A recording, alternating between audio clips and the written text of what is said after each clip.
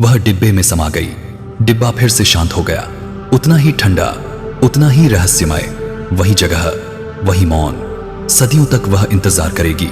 कभी कभी किस्मत हमें ऐसे मोड़ पर खड़ा कर देती है जहां हकीकत और भ्रम एक दूसरे में घुलने लगते हैं। यह कहानी है कियारा की, एक जाबांज नेचर डॉक्यूमेंट्री मेकर जिसे पहाड़, जंगल, हवा, धुंध सब अपनी ओर खींचते थे। उसका कैमरा उसके लिए सिर्फ एक मशीन नहीं, बल्कि उसकी आंखें था जो दुनिया को वैसा दिखाता था जैसा वह महसूस करती थी। उस दिन भी कियारा अकेली ही एक घने अनछुए पहाड़ी जंगल में घूम रही थी।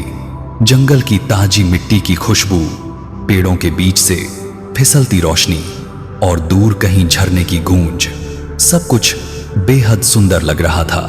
और तभी उसकी निगाह पड़ी एक दुर्लभ सुनहरी पंखों वाली तितली पर।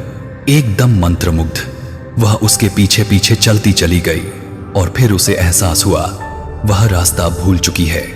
शाम घिरने लगी, ऊपर से काले बादल उतरे और देखते ही देखते आसमान गरज उठा। बारिश अचानक इतनी तेज होने लगी कि ऐसा लगा मानो बादल फट पड़े हों। पानी की हर बूंद हथेली पर पत्थर जैसी लग रही थी। कियारा के कपड़े भीगकर उसका वजन दोगुना कर चुके थे। ठंड उसकी नसों में चुभने लगी। हवा का हर झोंका उसे बेबस कर रहा था। वह बुदबुदाई, कहीं तो कोई जगह हो। और तभी उसने देखा थोड़ी दूर पर एक पुरानी जर्जर लकड़ी की कुटिया। वह लड़खड़ाते कदमों से कुटिया की ओर भागी और दरवाजा धक्का देकर अंदर चली गई। अंदर अंधेरा था, धूल थी और बहुत पुराना सन्नाटा। सिर्फ एक टूटी चारपाई, एक लकड़ी का स्टूल और बीच में एक रहस्यमयी नक्काशीदार धातु का डिब्बा। वह डिब्बा सपाट नहीं था, उस पर बादलों जैसी आकृतियां उकेरी हुई थीं, मानो कोई राज उसमें सो रहा हो। कियारा बिल्कुल कांप रही थी। ठंड उसके लिए खतरनाक हो सकती थी। उसने चारों ओर कुछ ढूंढा कि किसी तरह आग जला सके, लेकिन ध्यान बार बार उसी डिब्बे पर जा रहा था। आखिरकार उसने डिब्बे को उठाया और डिब्बा हल्का सा गर्म था, जैसे किसी ने अभी अभी छुआ हो। उसने जैसे ही उसे साफ किया, डिब्बे से धुएं की पतली रेखा उठी। फिर वह घूमने लगी, फिर फैलने लगी और एक विशाल आकृति में बदल गई। कमरा अचानक नीली रोशनी से भर गया। उस आकृति ने गूंजती आवाज में कहा, मैं विरोध हूं, वायुलोक का रक्षक, सदियों से इस डिब्बे में बंद हूं। कियारा पीछे हट गई। दिल धड़क रहा था तेज, बहुत तेज। विरोध ने आगे कहा, तुमने मेरी कैद खोली है, तुम्हें 2 वरदान दूंगा, लेकिन तीसरा काम तुम्हें मेरे लिए पूरा करना होगा।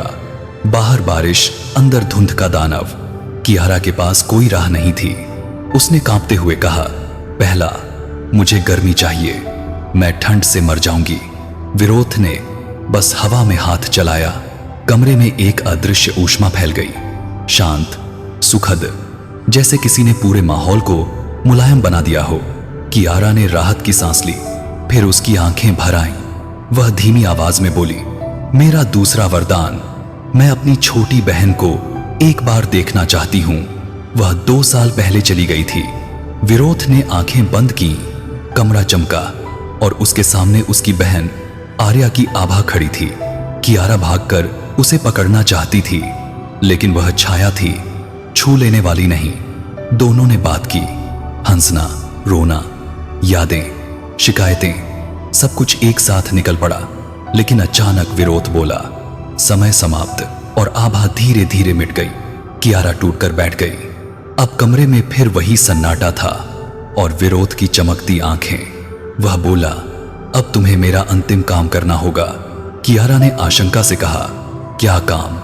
विरोध बोला, मेरा अस्तित्व इस कैद से तभी मुक्त होगा जब कोई मनुष्य मेरी जगह ले ले। तुम्हें इस डिब्बे का नया रक्षक बनना होगा। कियारा हिल गई। मतलब मुझे इसमें कैद होना पड़ेगा? विरोध ने सिर हिलाया। हाँ, यही नियम है। जिसने वरदान लिए हों उन्हें ही स्थानांतरण स्वीकार करना पड़ता है। कियारा की आंखों में गुस्सा और डर दोनों भर गए। तुमने यह पहले क्यों नहीं बताया? विरोध ने धीमी आवाज में कहा, जिसमें पछतावा नहीं था, सिर्फ मजबूरी। अगर बताता तो तुम वरदान मांगती नहीं और मैं कभी आजाद नहीं हो पाता। कमरा फिर घूमने लगा, डिब्बा उजाला छोड़ने लगा। कियारा चीखी, लेकिन आवाज धीमे धीमे धुएं में बदलती गई। कुछ ही पल में विरोध का शरीर मानवीय हो गया। वह अब एक साधारण इंसान की तरह खड़ा था, आजाद, शांत, हल्का। और कियारा अब धुएं की आकृति थी, धीरे धीरे डिब्बे की ओर खींचती हुई। वह चिल्लाए, यह धोखा है। विरोध बोला, यह परंपरा है। और वह दरवाजा खोलकर बाहर चला गया, बारिश में गुम होता हुआ, जैसे कभी था ही नहीं। कियारा का अंतिम दृश्य, वह डिब्बे में समा गई। डिब्बा फिर से शांत हो गया, उतना ही ठंडा, उतना ही रहस्यमय। वही जगह, वही मौन। सदियों तक वह इंतजार करेगी कि कोई उसे खोले, कोई उसकी कहानी सुने, कोई उसके लिए तीसरा काम पूरा करे।